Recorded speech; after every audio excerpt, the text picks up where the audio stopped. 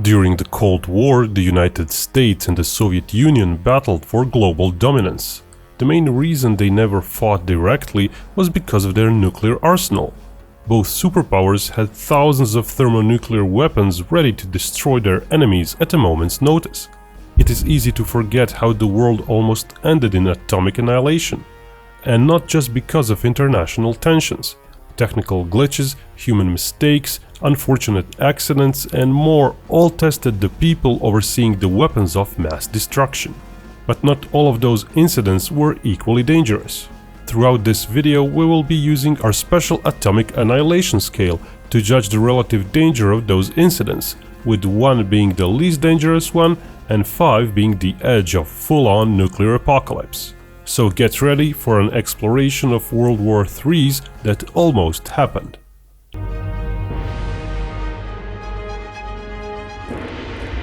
Hey, check out my new look! Thanks to our sponsor, Established Titles, you can now refer to Commissar Binkov as a Lord. According to a historic Scottish custom, that means I'm a landowner.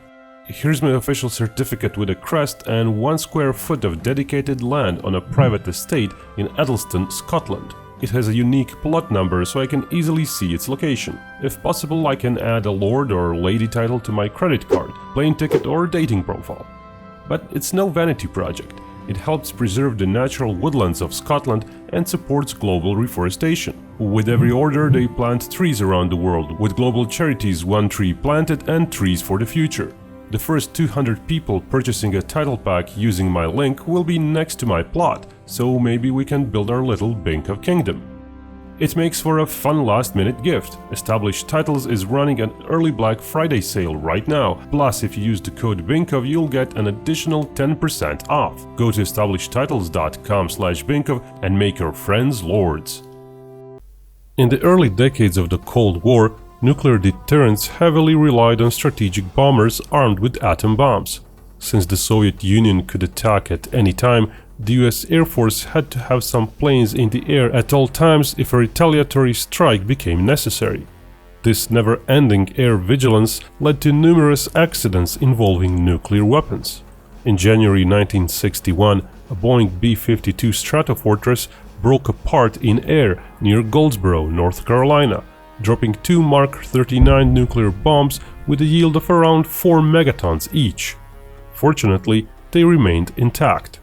In a similar incident in January 1962, another Stratofortress crashed near Savage Mountain in Maryland with 2 nuclear bombs on board. While certainly dramatic, accidents like these seem minor compared to the possible horrors of nuclear warfare. Bombs aren't really designed to detonate on their own in a crash. And even if somehow the crashes resulted in nuclear explosions, those incidents would not have led to a nuclear war. As nothing even exploded, those incidents on our Atomic Annihilation Scale count as a 1. Other incidents were slightly more serious. In March 1958, the crew of a Boeing B-47 Stratojet accidentally released a Mark VI nuclear bomb near Mars Bluff, South Carolina. With a weight of over 3.5 tons, the device was still dangerous even without its fissile core. The bomb crashed onto an empty children's treehouse and detonated its conventional explosive. In January 1968, a Boeing B-52 crashed near the Thule base at Greenland after its crew cabin caught fire. Conventional explosives inside its 4 B-28 thermonuclear bombs detonated, spreading their radioactive material around the vast area of ice and sea. In a similar incident in January 1966, another Stratofortress crashed near Palomares, Spain. The bomber plane carried 4 B-28 nuclear bombs.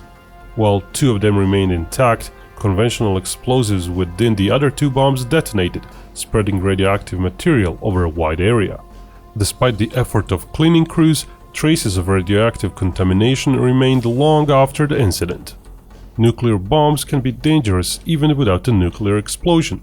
Detonation of conventional explosives inside the device can spread the radioactive material over a wide area, acting like a dirty bomb.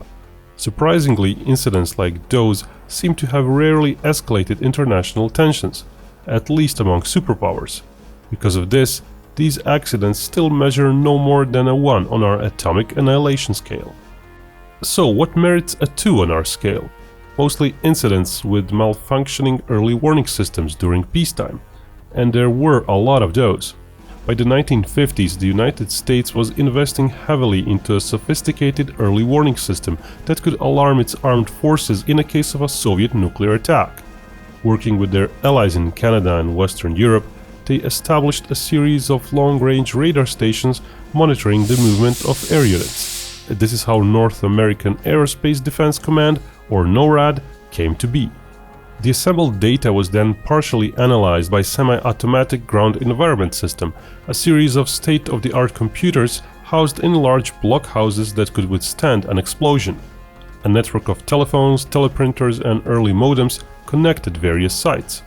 However, the more complex the system is, there's a bigger chance of malfunctions, especially if the technology is new. In November 1961, Strategic Air Command headquarters lost contact with NORAD and early warning sites at Alaska, Greenland, and Great Britain. So either the communication with 3 separate stations failed simultaneously, or the Soviets were cutting them off to prevent warnings about an upcoming nuclear attack. In response, B-52 bomber crews were alerted to prepare for a takeoff. But then a bomber orbiting near the Thule base at Greenland reported there was no attack. It turned out that a relay station in Colorado overheated and stopped working, thus cutting off the Strategic Air Command from others. Malfunctioning equipment caused several alarms in May and June 1980. Displays in command centers at NORAD, Pentagon, and elsewhere began showing a variety of enemy missiles. Personnel soon realized the alarm was false. Several days later, while the matter was still under investigation, the same warning happened again. The cause was a worn-out computer chip worth 46 cents. Astronomical phenomena also played havoc with electronic equipment. In October 1960, the United States early warning radar at the Thule base reported that the Soviet Union launched dozens of missiles carrying nuclear bombs. People at NORAD were skeptical, especially since Nikita Khrushchev, Soviet leader at the time, was visiting New York. The radar station misinterpreted the moonrise in Norway. Then the computer banks interpreted the data as an all-out attack. By the mid-1960s, the effects of solar flares on electronic equipment were still a relatively novel idea. These are intense bursts of high-energy radiation.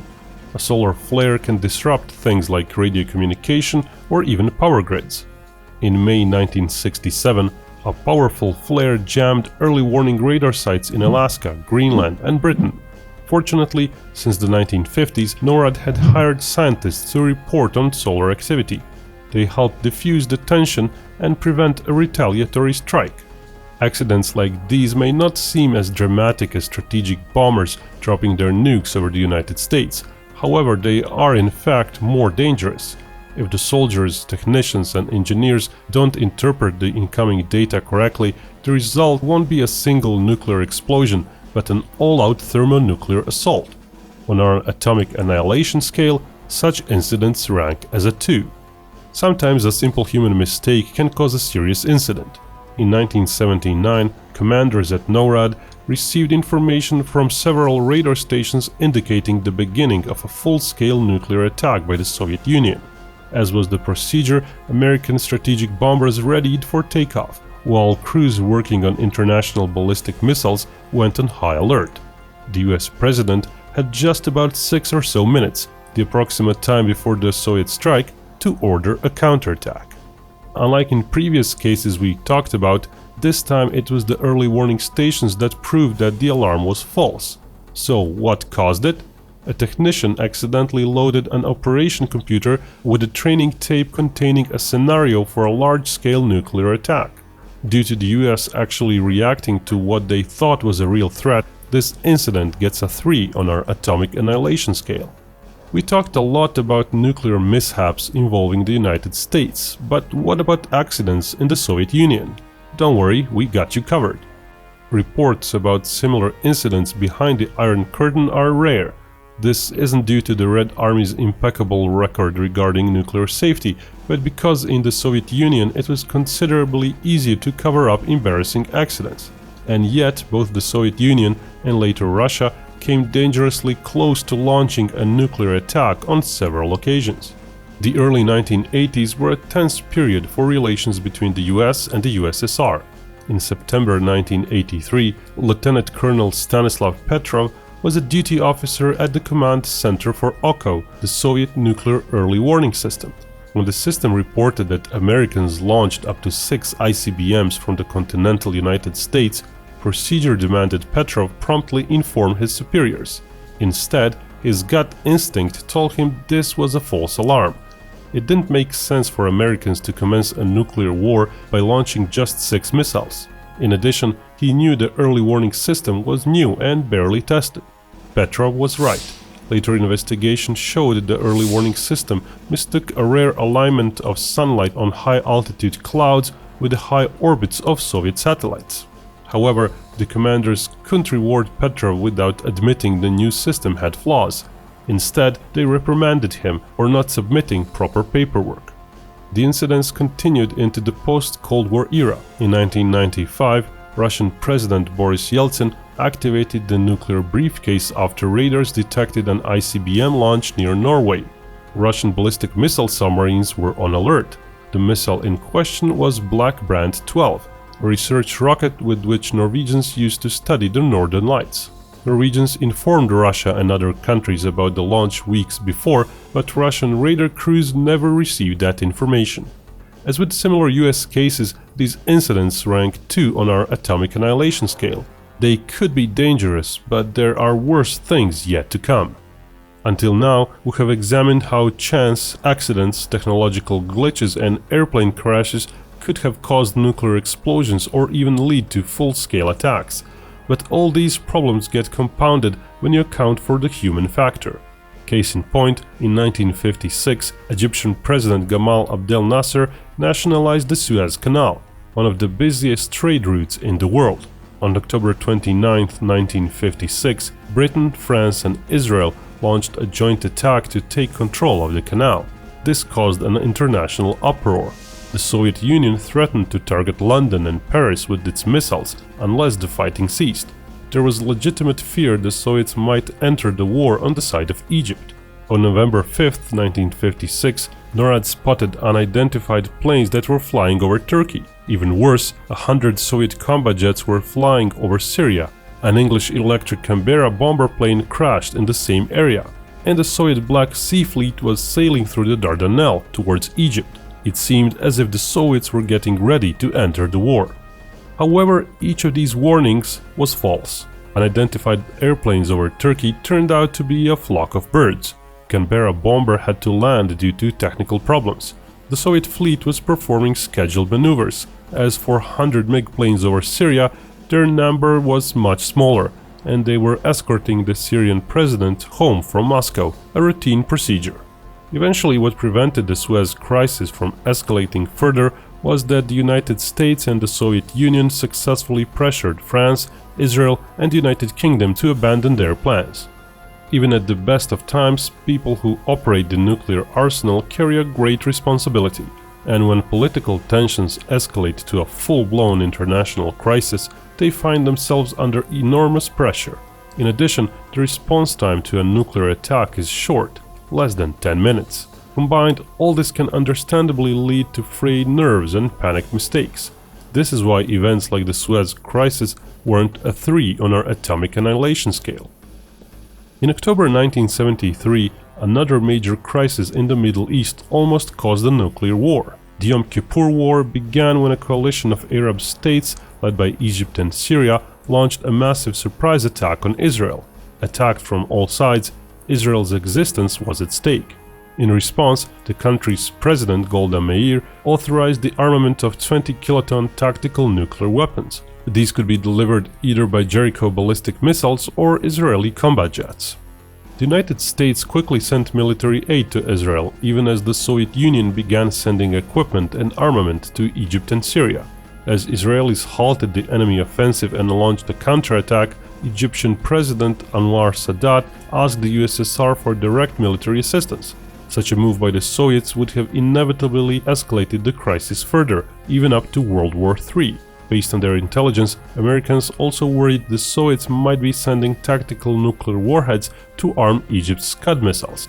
Eventually, however, the crisis ended thanks to Israeli military victories and the intense US diplomacy between Egypt, Israel and the Soviet Union.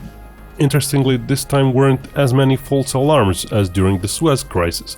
The most notable one happened at Kinch Hall Air Force Base, Michigan, where a mechanic accidentally triggered an alarm system throughout the entire base, alerting the crews of strategic bombers. Luckily, the duty officer quickly realized what was happening. The Yom Kippur War had an international component, as the United States and Soviet Union were arming the belligerents. Since Israel felt at one point that it was on the brink of defeat, there was a realistic possibility it might deploy its nuclear arsenal as a last-ditch effort against its enemies. Indeed, warheads were placed on the delivery systems, waiting in high alert status. Ultimately, the fact Israel armed its nukes alerted and pressured the US into sending massive and urgent military aid to Israel. Had Israel used nukes, the USSR might have responded by supporting Egypt and Syria via nuclear weapons that could have triggered World War III. This is why this crisis warrants a 4 on our Atomic Annihilation Scale. All this brings us to the ultimate international crisis of the Cold War, the Cuban Missile Crisis. In 1962, the United States deployed ICBMs in Italy and Turkey. The Soviet Union matched them by placing their missiles in Cuba, just 140 kilometers from Florida. In October 1962, Americans responded by ordering a naval blockade, threatening to either board or sink any Soviet ship approaching Cuba that could be carrying nuclear missiles. On October 24th, a newly launched Soviet satellite exploded as it entered orbit, causing some concern at NORAD that the USSR was launching an ICBM attack. The next day, October 25th, a guard at the Duluth Sector Direction Center saw a figure climbing the security fence. He shot at it and then activated the sabotage alarm, setting off similar alarms at all bases in the area. But at Volk Field, Wisconsin, the broken alarm signaled the pilots to take off in their nuclear-armed F-106 interceptors. Pilots assumed this wasn't a drill, since they were already on high alert. The command had to send a car to stop the planes as they were starting down the runway. As for the intruder climbing the wire fence at Duluth, it was a bear. But the near misses don't stop there. That same day, the Soviets detected an American U-2 spy plane over Siberia. Commanders ordered the U-2 to retreat from the Soviet airspace, but not before their MiGs took off to intercept it. The US Air Force sent 102 jets to protect the spy plane that lost all of its fuel and had to glide towards Alaska.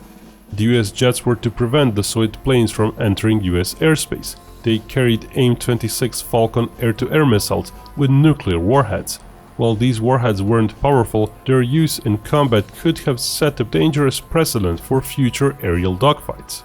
On October 26th, there were 2 separate test launches of US-made intercontinental ballistic missiles. At the time, US armed forces were at DEFCON 3. This meant all ICBMs had to carry nuclear warheads, a procedure Soviets likely knew of. But did they know that these 2 missiles didn't have nuclear warheads? The first ICBM was launched from Vandenberg Air Force Base, California. The second one was launched from Florida. This caused some concern at the radar site in Moorestown, New Jersey, before they plotted the missile's course and realized it would land in the Pacific Ocean. Just 2 days later, on October 28th, the Moorestown radar site caused alarm when its operators warned NORAD about an imminent nuclear strike near the city of Tampa, Florida. At the time, the station was running software simulating a missile launch from Cuba. Furthermore, operators mistook a satellite rising above the horizon for an enemy ICBM. Finally, the other radar station that would have double-checked Moorestown claims was working on something else. Meanwhile, a radar station in Laredo mistook a satellite for Soviet ICBMs targeting Georgia. But possibly the most severe incident during the Cuban Missile Crisis in 1962 involved the Soviet submarine B-59. It belonged to a detachment of diesel-electric submarines sent by the USSR as part of their naval forces. Pursued by the aircraft carrier USS Randolph and 11 US destroyers for days, B-59 lost contact with the surface and Moscow. The US ships began dropping depth charges, attempting to force the submarine to the surface as it was worried the submarine was breaking the imposed blockade. With no information regarding the international political situation, the commanding officers aboard B-59 started arguing about reacting to the depth charges. Captain Valentin Savitsky and the political officer Ivan Maslenikov wanted to fire a T-5 torpedo armed with a 5-kiloton nuclear warhead at US ships. But the captain, Vasily Arkhipov, who commanded the entire submarine detachment, opposed them. The situation was desperate since the batteries were running out, and crew members began losing consciousness due to the lack of oxygen. Ultimately, Arkhipov convinced Savitsky to surface and re-establish contact with Moscow. Eventually, B-59 surfaced amid US ships, realized World War III didn't break out, and altered their course towards the Soviet Union. Incidents like these brought the world to the brink of World War III. Individually, most of them weren't that serious, but in the middle of a global political crisis, these mishaps piled up as people succumbed to pressure. The Cuban Missile Crisis brought the world dangerously close to total nuclear war. This is why it gets a 5 on our Atomic Annihilation Scale. Since the detonation of the first atomic device back in 1945, there have been many incidents involving nuclear technology. Throughout decades of the Cold War and beyond, there were too many accidents that could have led to countries using atomic weapons to strike first or retaliate. All the incidents we talked about show that the people operating and maintaining such dangerous technology are prone to the same weaknesses as everyone else. Training and discipline can only go so far. As for the technology itself, it is also prone to malfunctions. The military developed elaborate procedures and system redundancies to remedy these challenges. As for the deliberate use of nuclear weapons as an intimidation tactic, that remains a reckless gambit. So-called atomic diplomacy can all too easily escalate beyond the control of those who initiated it and blow up in their faces. For example, the current military and political events may lead the whole world to a very sensitive situation. Repeated mentions and vague threats about nuclear weapons usage have already happened. It's quite conceivable that if the current situation doesn't go the way Russia wants, and if the Russian government doesn't see a way out, pressured by Western governments in multiple areas, that Russia might actually resort to using tactical nuclear weapons on the local battlefield. Right now, since that hasn't happened, Binkov believes we're still at level 4 of our Atomic Annihilation Scale. But if such nukes are used, then we'd go further than we've ever been on the said scale, farther than even in the Cuban Missile Crisis. How would the West respond? Would it use its own tactical nukes? And where would it use from? Those are all questions that perhaps better remain unanswered.